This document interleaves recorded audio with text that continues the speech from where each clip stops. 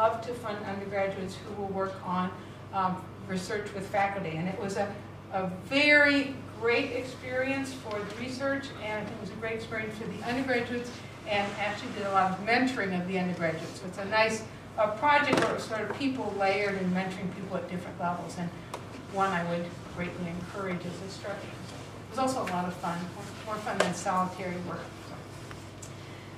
In this project, virtually all the groups that we studied were quite tiny. So not only are they fledgling, but they're very tiny.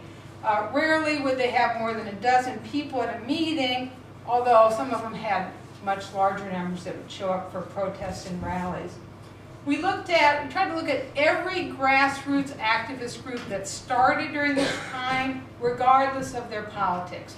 So some of them were progressive, most of them were progressive. That's the landscape of activism, certainly in Pittsburgh. But some of them were conservative, and others kind of vacillated, or it would be kind of hard to label them. They tackled a broad range of issues, including the U.S. invasion of Iraq, police brutality, gun violence, drugs, community violence, LGBT rights, school reform, a whole lot of issues.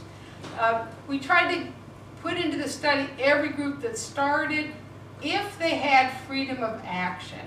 So the groups that were excluded from the study were groups whose direction was curtailed or shaped from the outside. So groups that were controlled essentially by a Catholic church or a labor union, we are excluded because they really couldn't decide what they were going to be. So we only looked at groups that really could create a political self-definition and an organizational self-definition.